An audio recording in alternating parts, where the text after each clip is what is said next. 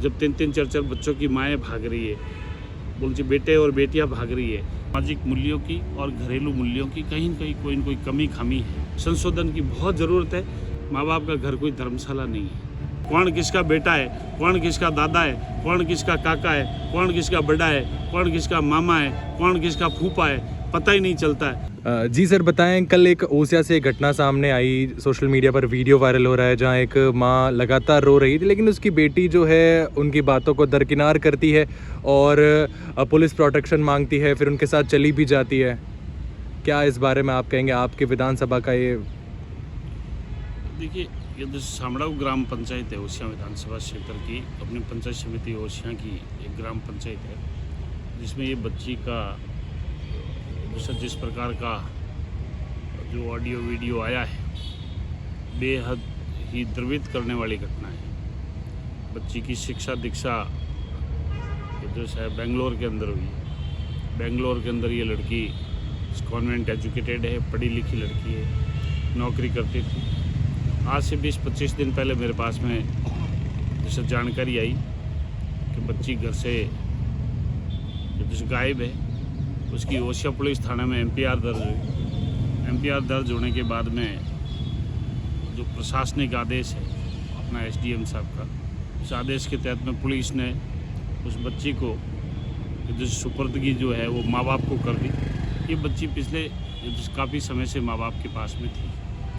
माँ बाप के पास में बच्ची रहते रहते जैसे बच्ची ने 1-2 पेज का जो नोट बनाकर इंग्लिश में उनसे एसपी, कलेक्टर, उनसे महिला आयोग, उनसे समाज कल्याण विभाग,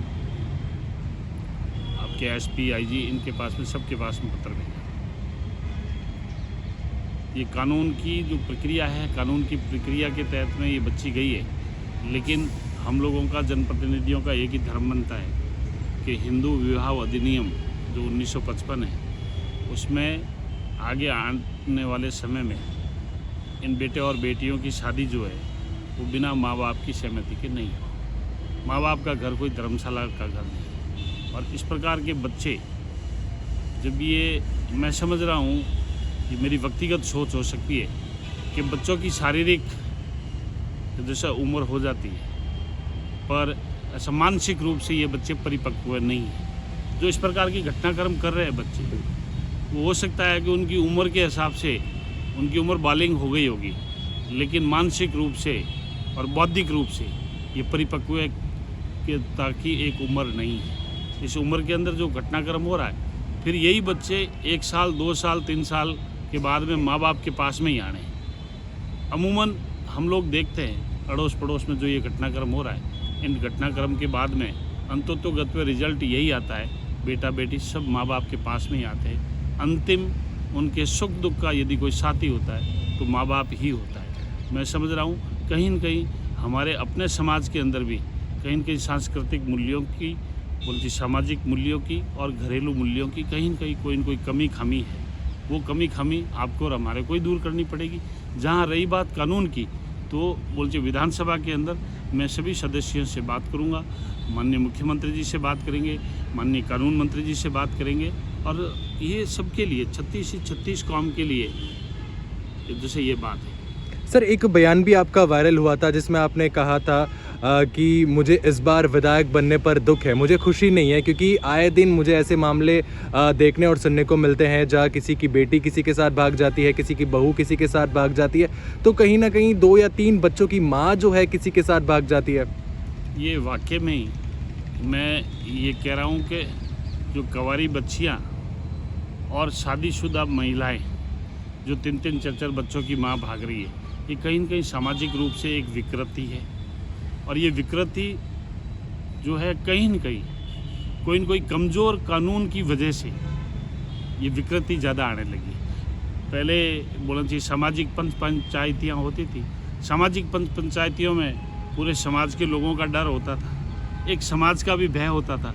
लेकिन धीरे धीरे जो बोलती कानूनों का डर दिखाकर कहीं न कहीं हमारा सामाजिक ताना बाना कमज़ोर हुआ है। और जो आपका सामाजिक ताना बाना जब कमज़ोर हुआ है तो बहुत सारी चीज़ें, आपकी घरेलू यूनिट है, जो आपकी पारिवारिक संस्था है, वो भी कहीं न कहीं कमज़ोर हुई। समाज के जो बोलते न्यायपूर्ण बात कहने वाले थे, सामाजिक ताना बाना को ऐसा बरकरार रखने वाले बड़े बुजुर्ग पगड़ी वाले जो पंथ थे, उनकी भी आवाज़ को कहीं न कहीं एक बोलते विराम लगा है। इसीलिए मैं तो ये चाहूँगा कि इन कानूनों के अंदर भी उस बच्ची के या उस बच्चे के या शादी होती है दोनों ही पक्षों के, वर और वधू के, उन दोनों ही पक्षों में वहाँ सब जगह बड़े बुजुर्ग ऐसे बड़े पंच रहते हैं, तो उनसे भी उनके स्टेटमेंट भी इन कानूनों के अंदर कहीं न कहीं ये जैसा समाहित किए जाने चाहिए, जिससे पारिवारिक, सामाजिक और सांस्कृतिक जो मूल्य की धरोहर है उनको हम लोग बचा के रख सकें। और हमारा तो राजस्थान का एक बहुत ही गौरवशाली इतिहास है, और हिंदू संस्कृति में ये कहा जाता है कि कोई भी महिला आती है अपने ससुराल में, तब वो बोलती है कि मैं खड़ी आई हूँ और लेट के जाऊँगी, और एक जन्म का भी नहीं 7 जन्मों का मेरा साथ होगा। तो मैं ये समझ रहा हूँ कि कहीं न कहीं छोटी मोटी ये समाज की जो विकृति है, आपको हमारे को समाज के द्वारा और विधानसभा के द्वारा, और ज़रूरत पड़ी तो यहाँ से विधानसभा से कानून पास करवा कर भारत सरकार तक भी भेजना पड़ेगा। तो इनमें भेज के संशोधन की बहुत ज़रूरत है। कई बार देखते हैं इन बच्चियों के भाग जाना से, इन बेटे बेटियों की भाग जाने से कई माँ बाप आत्महत्या तक कर लेते हैं। बड़ा दुख होता है। क्यों कि 20 साल तक बोलची बेटे और बेटियों को पालते हैं माँ बाप का घर कोई धर्मशाला नहीं है, और फिर वो अपने संपत्ति में के अंदर भी अधिकार मांगते हैं, कहीं कोई कमी खामी के अंदर है उसमें भी मांगते हैं। हालांकि आदरणीय ये जैसे नरेंद्र मोदी जी ने एक बात कही है कि 2047 तक भारत जो है वो विकसित होना चाहिए। मैं समझ रहा हूँ कि ये मोदी जी ने बोलना चाहिए आर्थिक रूप में, इंफ्रास्ट्रक्चर के रूप में, IT के रूप में, साइंस के रूप में, टेक्नोलॉजी के रूप में और विदेश नीति के रूप में 2047 तक तो सुदृढ़ करेंगे। लेकिन मैं समझ रहा हूँ कि भारत तो पहले भी ऐसा विकसित था, आज भी विकसित है। क्यों कि हिंदुस्तान के अंदर हमेशा हिंदू ये जैसे विवाह अधिनियम में एक पत्नी के होते हुए आप दूसरी शादी नहीं कर सकते। और दूसरे देशों की, यदि विदेशों की मैं बात कर लूँ, अमेरिका, ब्रिटेन, UK, फ्रांस, जिसमें एवरेज औसतन उस देश में 50 से 60% लोग कम से कम जीवन भर में 15 से 20 शादियां कर लेते हैं। कौन किसका बेटा है, कौन किसका दादा है, कौन किसका काका है, कौन किसका बड़ा है, कौन किसका मामा है, कौन किसका फूफा है, पता ही नहीं चलता है। वो संस्कृति जो है वो अविकसित है।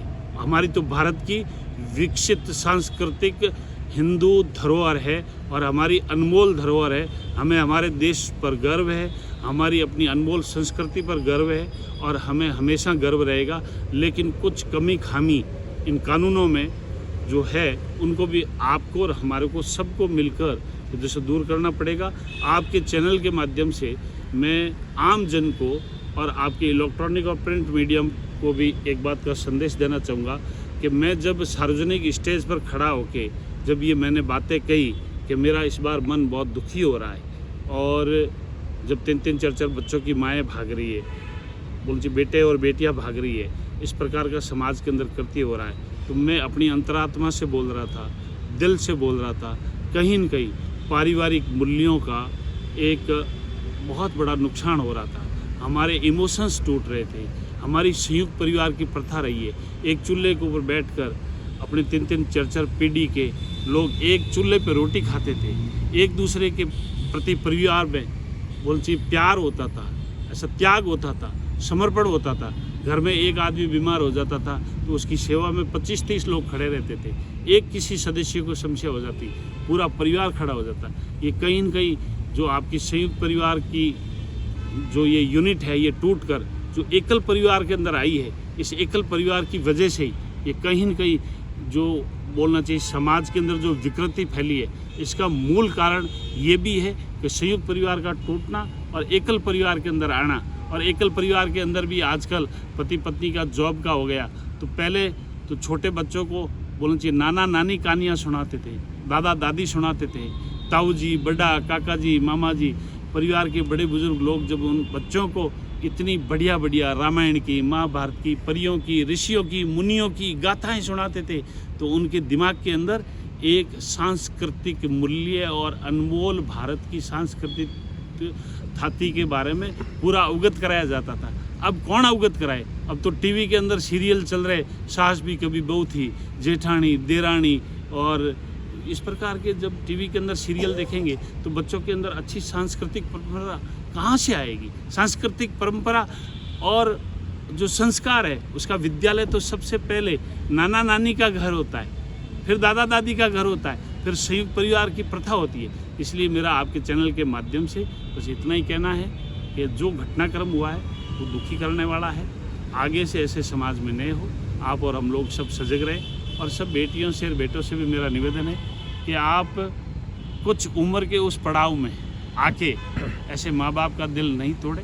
ठीक है, आपकी बोलना चाहिए स्वतंत्रता की अभिव्यक्ति है, आपकी मौलिक अधिकार है, लेकिन माँ बाप के भी कुछ मौलिक अधिकार होते हैं। उन्होंने आपको पैदा किया है, 20 साल तक आपको दिन रात सेवा करके इस योग्य बनाया है, इस दुनिया में लेके आए हैं, तो उनका भी जो मौलिक अधिकार है, उनके माँ बाप के मौलिक अधिकारों के ऊपर बेटा भी कहीं न कहीं उनकी भावनाओं का, उनके इमोशंस का हनन नहीं करे। ये भी जिम्मेवारी हमारे बच्चों की है और बच्चों को सोचना पड़ेगा।